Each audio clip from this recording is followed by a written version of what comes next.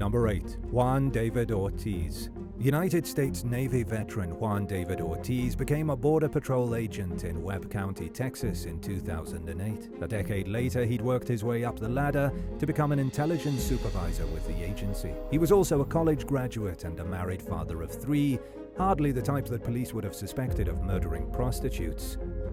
But his double life became all too clear in September 2018 when a terrified woman named Erica Pena frantically approached a state trooper at a gas station and said she'd just escaped from a man who held her at gunpoint. She named Ortiz as her abductor and explained that he was a regular client who paid her for intimacy.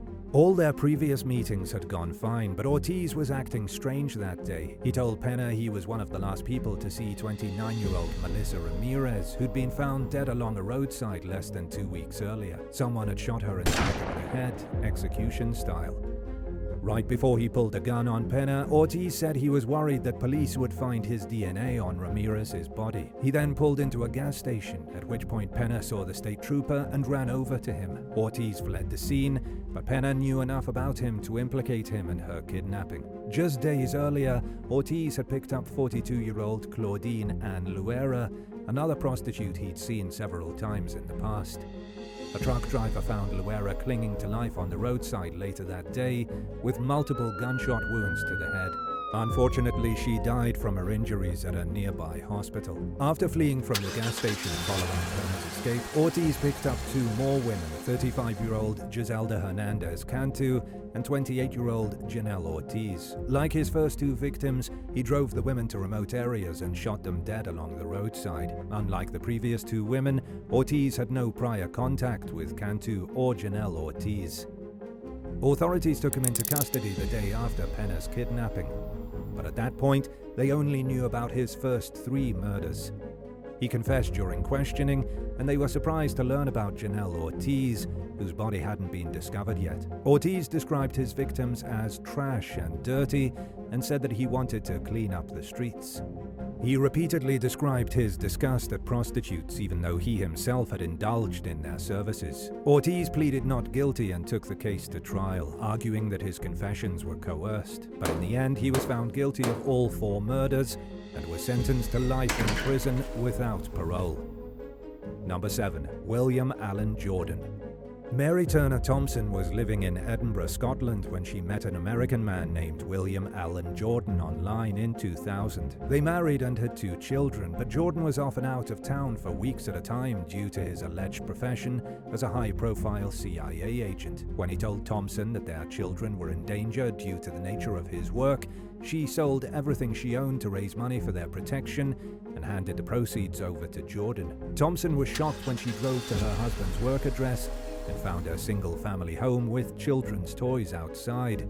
When she confronted Jordan, he convinced her that the woman living in the house, Julie Bringhurst, was a fellow CIA agent who'd posed as his wife to provide a cover story to immigration authorities. Bringhurst had 5 children, who Jordan claimed were fathered by someone else. He also made Thompson feel horrible for not trusting him, even though she had plenty of valid reasons not to. It soon came to light that Jordan and Bringhurst were married, the kids were his, and he was telling Bringhurst that he was on CIA missions when he was spending time with Thompson. He also claimed that Thompson was his pretend wife to help disguise his real reasons for being in Scotland. The women went to the police, and in 2006, Jordan was sentenced to 5 years in prison for fraud, bigamy, and other charges. He served 2.5 years and was deported to the United States, where he instantly began preying on financially successful women who were lonely and in need of some companionship.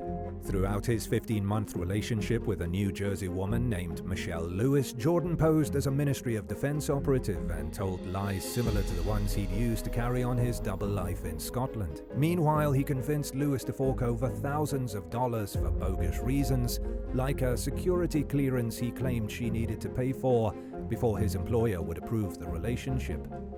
Lewis discovered she was being conned after looking in his wallet and seeing an ID card with his real name on it. What started as a simple Google search soon turned into a dedicated mission and a collaboration with other victims to expose the master swindler and serial bigamist. Lewis also went to the police and helped them bring Jordan down in a sting operation. He ended up taking a plea deal, but he was still sentenced to 3 years in prison. Jordan's lifestyle of deception is thought to date as far back as the 1980s. He has at least 13 children with 6 women and has swindled his victims out of an unknown amount of money, believed to be in the millions. The true extent of his crimes may never be known. It's unclear what he's up to these days, but the women he's harmed have remained dedicated to raising awareness about his past in hopes of preventing anyone else from falling victim to his lies. Number 6. Anamaria Gonzalez Angulo. The life of respected oncologist Dr. George Blumenschein took a bizarre and terrifying turn in early 2013 when he became increasingly clumsy and incoherent over a several-hour period. He went to the hospital where doctors discovered that he'd been poisoned with ethylene glycol, a clear, odorless and sweet-tasting but deadly ingredient commonly found in antifreeze. Blumenschein immediately suspected his mistress and colleague, Dr. Anamaria Gonzalez Angulo, of being the culprit behind the poisoning. At the time, he was in a long-term relationship with his live-in girlfriend, Yvette Tony. But the affair with Gonzalez Angulo had been going on for 2 years. On the day he fell ill, Blumenschein had drunk 2 cups of noticeably sweet coffee at Gonzalez Angulo's house. And just a few hours later, he began feeling sick. After surviving the poisoning, he began recording his phone calls with Gonzalez Angulo. He shared them with investigators who uncovered other evidence against his secret lover, and Gonzalez Angulo was charged with aggravated assault. Prosecutors used the recordings to back up their claims that she was obsessed with Blumenschein and couldn't accept that their affair was over. Witnesses testified to the obsessive behavior, but many others attended the court hearings in Gonzalez Angulo's support. As a renowned cancer specialist, she was credited with saving lives and was known among her patients for her compassion and dedication to their care. Some didn't think she was capable of committing such a horrific crime, while others, including her defense team, believed that all the good things she'd done deserved to be weighed against the bad in deciding her fate and punishment. Gonzalez Angulo was convicted of the charge and received a 10-year prison sentence. She surrendered her medical license, but after having their request for a 30-year sentence turned down, prosecutors were left fearing that she'd find a way to practice medicine again in some capacity following her release. Number 5. Reginald Pott. 28-year-old Nyla Franklin had an accomplished career in the pharmaceutical industry and a condo in the heart of Chicago. She expected the men she dated to also be successful and ambitious, and when she met Reginald Pott in 2006, it initially seemed like he might be on her level. As a self-proclaimed real estate investor, Pott drove a Bentley, lived in a luxury high-rise, and was a regular at upscale restaurants and clubs. Nyla and Reginald dated for several months before she met and fell in love with another man. By then, Reginald's arrogance had grown tiring on Nyla, and certain details about his life and past didn't seem to add up. When she realized she could picture a serious future with her new boyfriend, her decision about what to do next came easy. In July 2007, Nyla sent Reginald an email breaking things off for good.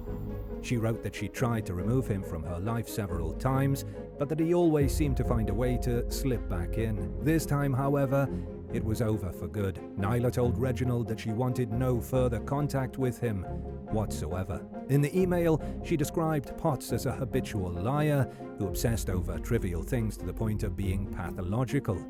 She accused him of only caring about himself and money, cheating on her with multiple women, failing to disclose that he had a criminal history and had done prison time, and of failing to acknowledge and care for his children.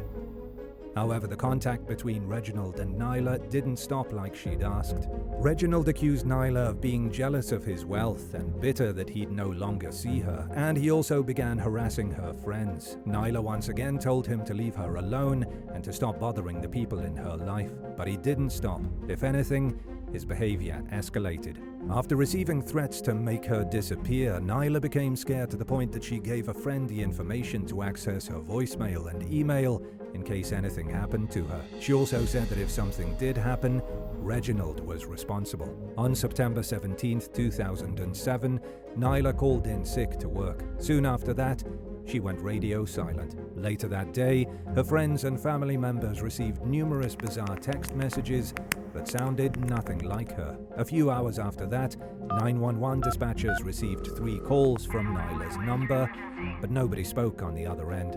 Nyla was nowhere to be found, and her car was also missing, but her vehicle was found in a residential neighborhood in Hammond, Illinois a few days later. 10 days after her disappearance, her body was discovered in a wooded area in nearby Calumet City, and according to police, she'd been strangled to death. Investigators failed to find any physical evidence connecting Reginald to the crime, but they found mountains of circumstantial evidence, including surveillance footage showing that he was at Nyla's condo on the day she disappeared.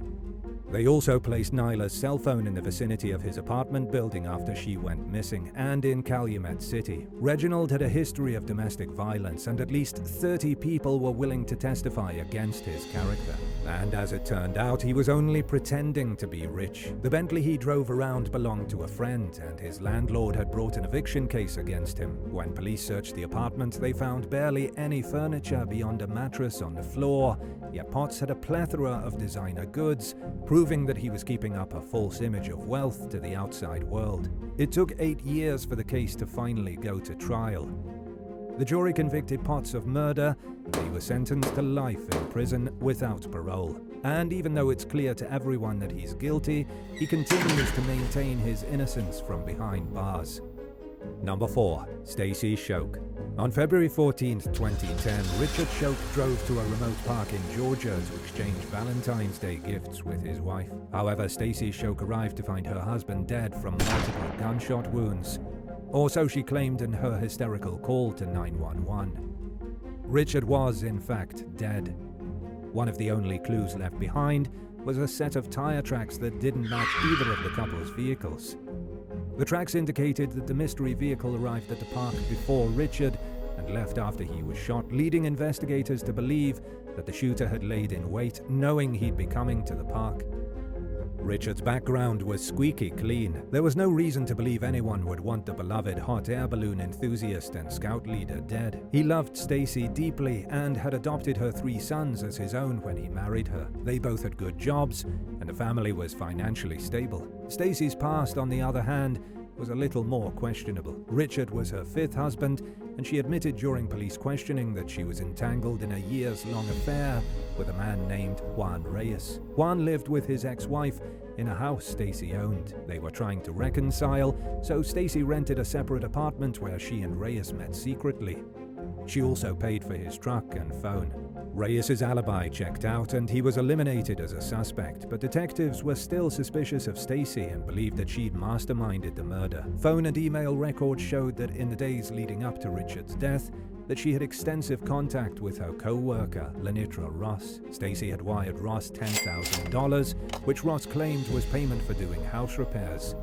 But it was an awful lot of money for what amounted to less than $2,000 of work. Stacy had also been in contact with a man named Reginald Coleman. It would soon be discovered that Lenitra Ross had connected Stacy to Coleman, and Stacy hired him to kill Richard. She finally confessed 7 months after the murder, claiming that she believed Richard was abusing her kids. But no evidence was ever found to suggest this might be true. Stacy Shoke, Lenitra Ross, and Reginald Coleman were all convicted of murder and were sentenced to life without parole. During a prison visit, Stacy allegedly told a relative that she had Richard killed because she was worried that he would divorce her and get custody of their sons. Number 3. Race Remington Uto. Brigida McInvale was living in San Diego with her husband and son when she began to feel unexplainably sick during the fall of 2017. She sought answers from several doctors as her condition worsened over the following months, but standard medical tests showed no sign of anything being physically wrong with her. By the time she was rushed to the emergency room in March of 2018, all her hair had fallen out, she was losing her vision, and her vitals were touch and go. There was no denying that McInvale was gravely ill. After failing to diagnose her based on conventional tests, doctors called in a poisoning specialist.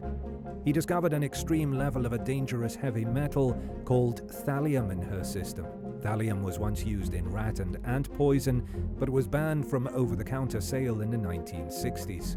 It's so deadly that the US government considers it a weapon of mass destruction. The specialist treating McIngvale ordered a prescription for Prussian blue, which is hard to find and kept under strict government control. And when the FBI found out that the doctor had requested it, they knew it meant that a serious case of poisoning had occurred and immediately got involved. McIngvale survived but faced a long road to recovery. When detectives asked her if she thought her husband, race Remington Uto, might be responsible, she said there was no way.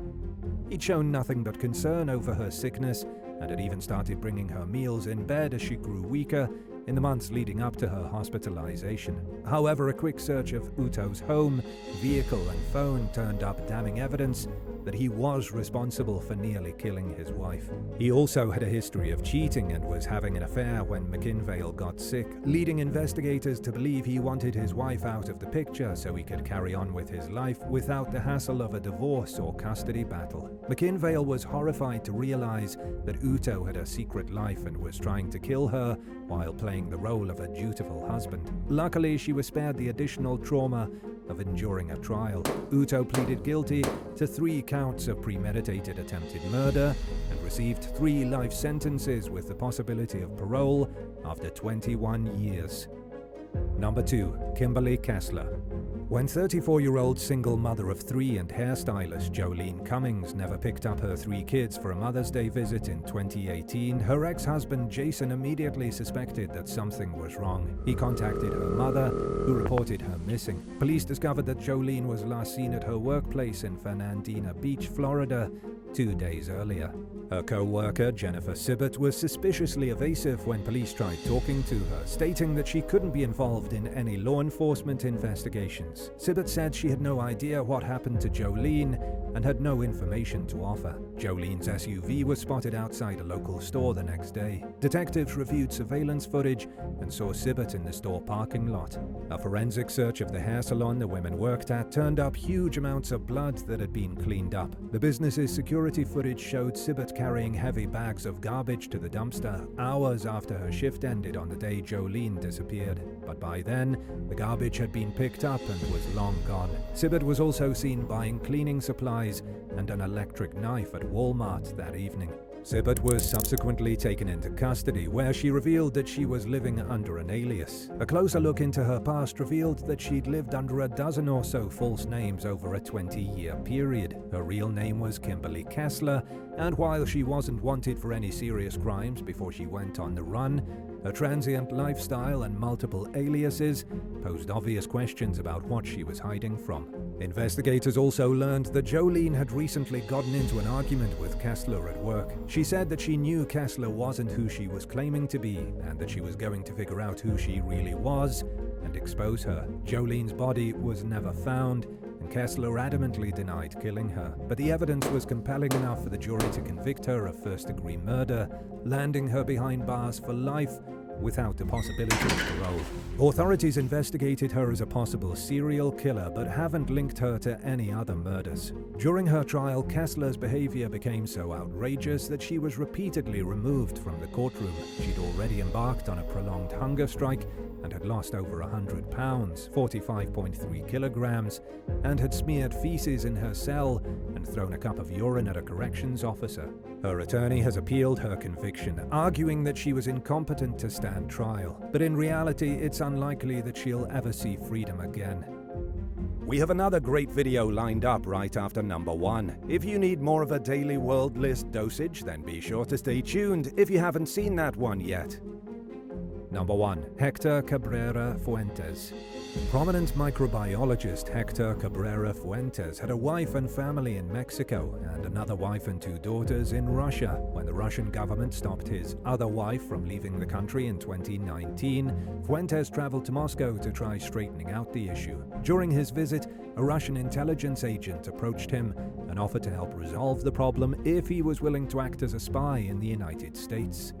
His first task was to travel to Miami and locate the vehicle of a federal informant who was providing authorities with information about Russian intelligence. Fuentes drove to the person's apartment complex with his Mexican wife, who took a photo of the informant's license plate for the Russian agent. At the agent's request, he rented an apartment at the complex. A customs agent discovered the license plate photo in Fuentes' phone at the Miami airport as he tried boarding a flight to Mexico. He was detained and admitted to working for Russian intelligence. Fuentes pleaded guilty to acting in the US on behalf of a foreign government without notifying the Attorney General in 2022, and as a result, he was sentenced to 4 years in federal prison.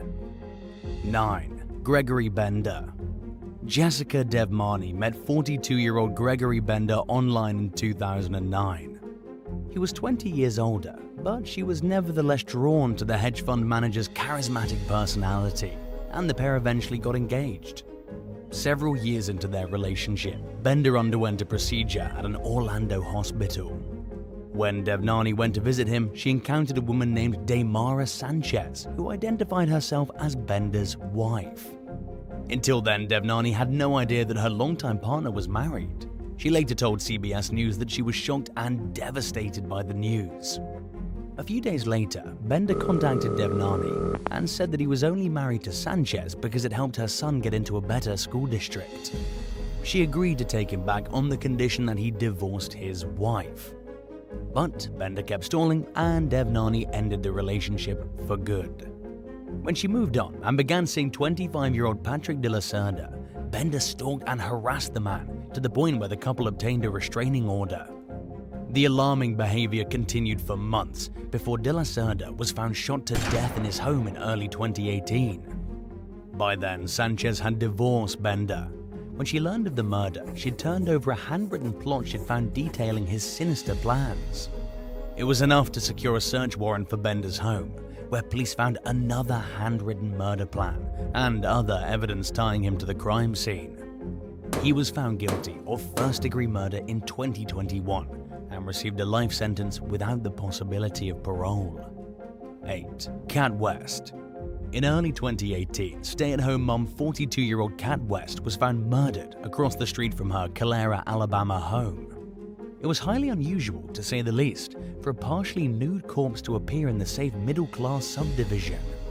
What made the case even more bizarre was the absinthe bottle that was found next to the woman's carefully positioned body and had been used to bludgeon her to death.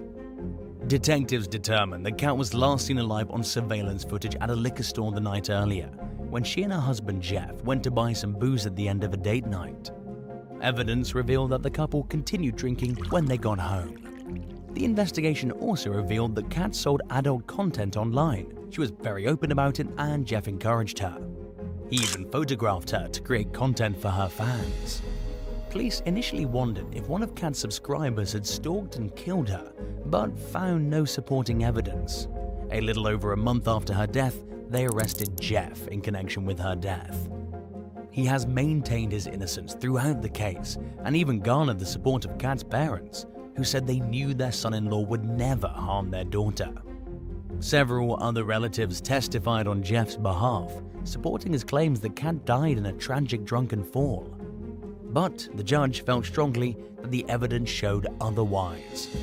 After turning down a plea deal that would have spared him from prison time, Jeff was convicted of reckless manslaughter and received a 16-year sentence. 7. Cynthia Knox. In 1988, Harold Lyrella was found stabbed to death in the California home he shared with his then-wife, Cynthia Knox. The killer, Victor Perea, was convicted of murder and sentenced to 56 years in prison the following year. But the main detective in the case couldn't shake the suspicion that Knox and her lover, John Litchfield, had something to do with it. He also believed that Knox killed her infant daughter to collect on Lyrella's life insurance. Knox and Litchfield fell off the radar in 1992 and managed to evade authorities until 2016, when officials from the Department of State became suspicious of a woman who applied for a passport under the name Christina White. They eventually determined that Knox had stolen the birth certificate of a baby who died and used her name and information to start a new life in Galveston, Texas, where she became a beloved fixture of the community. She and Litchfield, who was also living under a fake name, had started a yacht charter business during the mid-90s and did well for themselves. But their deception eventually caught up with them. Knox received a 3-year prison sentence for the identity fraud, but has still not been charged in connection with her husband or child's death.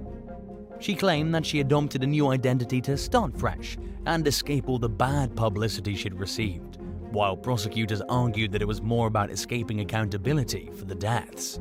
After insisting for years that he had been set up, Perea claimed in a 2012 parole hearing that Knox had paid him $4,000 to carry out the gruesome deed. Whether or not she'll ever be charged remains to be seen. 6. Walter Miller.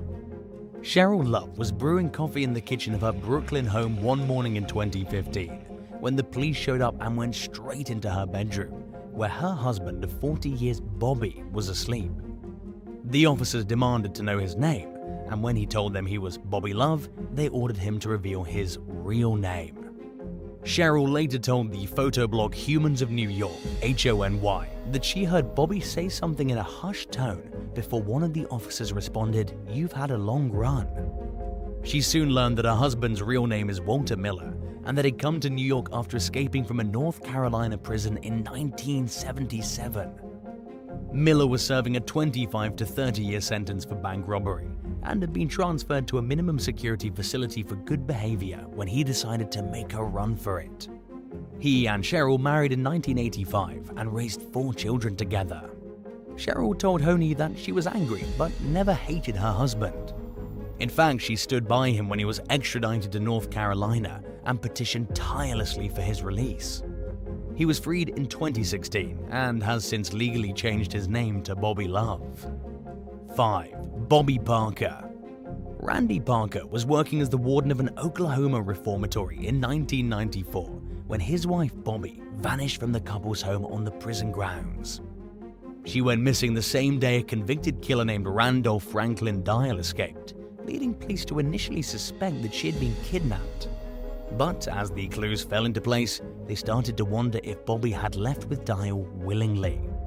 Randy refused to believe that his wife would abandon their marriage and kids for a life on the run with a fugitive, but an inmate reported seeing Bobby get into a van with Dial the day she disappeared. 11 years later, law enforcement finally tracked the pair down at a chicken farm in Texas, where they were living in a mobile home under fake names. Both Randy and Bobby claimed that Dial had drugged and abducted Bobby, and that it held her hostage the entire time they were living together. Prosecutors argued that Bobby was in love with Dial, citing love notes and other evidence as a proof that she was a willing participant in the situation. A jury found Bobby guilty of aiding in Dial's escape. She served half of a 1-year prison sentence and was released. In a display of either foolish or admirable devotion, depending on who you ask, Randy has stood by his wife the entire time. 4. Gregory Fitzgerald. Gregory Fitzgerald and his wife Amy were living in different states in 1993 while pursuing their graduate degrees. But the Newton, Massachusetts natives were on completely different paths. Amy was an army captain who was rising through the ranks of the military as she studied health technology in Vermont. She had no idea that Gregory had been kicked out of college in Texas and was living with a girlfriend. As far as Amy knew, the couple had plans to reunite and start a family as soon as they finished their education. But she was found strangled to death in her bathtub a week before Gregory was scheduled to move in with her.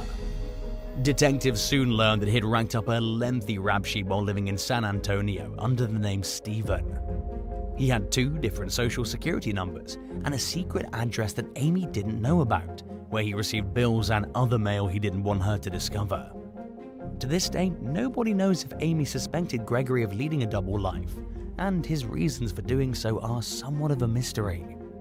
Amy's murder sparked a nationwide manhunt as investigators pieced together Gregory's methodical plan to kill her and slip into obscurity. Law enforcement eventually caught up with him, and he was convicted of first-degree murder. He initially received a life sentence and has maintained his innocence until recently, when he made a deal with prosecutors that involved admitting to the crime in exchange for a reduced sentence of 35 years to life. Fitzgerald could be paroled as early as this year. 3. Jason Collier. In early 2021, a woman named Cecily Steinmetz made a public Facebook post accusing then police chief of Stinnett, Texas, Jason Collier, of leading a double/triple life. She said that she had dated him and that they'd even gotten engaged until she found out he'd used totally bogus annulment documents to prove to her that his previous marriage was over. As if that weren't shocking enough, Steinmetz soon discovered that Collier had several other girlfriends, including at least one who was also under the impression that his marriage had been annulled and that their relationship was exclusive. The post further explained that Collier would tell one of his girlfriends that he was out of town on work assignments while visiting another. Speaking to local station KAMR, Steinmetz said that she received the phony paperwork in a text message and that she'd told Collier she planned to verify through the county that it was real. The judge listed on the document soon confirmed that it was a fake. Texas Rangers slapped Collier with a felony charge of tampering with a government document with the intent to defraud. He resigned from his position as police chief after being put on administrative leave. Steinmetz told MyHighPlains.com that she was inclined to trust Collier because he worked in law enforcement, and that she hoped she learned his lesson about how wrong it is to deceive people on the level that he did. He was sentenced to 2 years of probation and community service, which may seem like a light punishment to some. But the court of public opinion hasn't forgotten about the ordeal, and the damage to his reputation stuck, especially after Dr. Phil invited him on his show and blatantly called him out for his wrongdoings. 2. Andrea Jacobs. While working as a bookkeeper at a medical office in La Grande, Oregon in 2011, Andrea Jacobs began skimming the company's accounts by writing business checks to herself and using the money to pay bills and other expenses. To cover her tracks, she created fake financial records claiming that certain things were more expensive than they actually were. Jacobs took things a step further when she convinced her boss to authorize her to handle a pending tax collection order from the IRS. Instead of actually addressing the matter, she impersonated an IRS employee and pretended that she was there to help sort out the company's tax issues. Even after she was indicted for the crime she committed so far, the 49-year-old continued to pilfer from her employers. In 2019, she was caught depositing checks written out to a dental practice she worked for into her personal bank account. Prosecutors accused her of stealing over $1.1 million from various companies over a 4-year span and using the ill-gotten funds to cover bills, meals at restaurants, frequent travel throughout the state, shopping, and vacations to Chicago and Hawaii. Jacobs has been in custody since last August, when she was caught violating the conditions of her release. She pleaded guilty to several federal charges, including identity fraud, filing a false tax return, and impersonating an IRS employee, and received a 4-year prison sentence. In trying to explain her actions to the judge, she stated that she got caught up in living a double life and that things just spiraled out of control. 1. James Addy. Molly Watson met James Addy after starting a new job as a correction officer in Missouri in 2011. She fell head over heels for her co-worker, who had been married 4 times but seemed eager to give marriage another shot. They'd been dating for 7 years and had finally set a date when Watson was found dead on a remote gravel road just 2 days before the wedding. Police quickly ruled out a robbery and soon learned about some suspicious details surrounding Addy. Watson's family later told ABC News that they'd always felt uneasy about the relationship, to the point where some relatives weren't planning on attending the wedding. When Watson and Addy went to apply for their marriage license, the county recorder asked some questions about his past marriages that seemed to bother him. Addy claimed that his most recent alleged ex-wife Melanie had recently been taken off life support after getting in a car accident. But Melanie was alive and well, and she was still married to Addy. They'd been married for 23 years, and she was completely oblivious to his relationship with Watson until detectives started piecing together the circumstances of her murder. Addy was convicted of first-degree murder and received a life sentence, but continues to maintain his innocence and has appealed his case. If you discovered that your partner had changed their name before you met and had never mentioned it to you, how much proof would you need to feel convinced that they weren't trying to hide any deep secrets or a sinister past? Let us know in the comments below. And if you enjoyed this video, be sure to subscribe to the channel. Thanks so much for watching, and we'll see you in the next one. Bye, guys!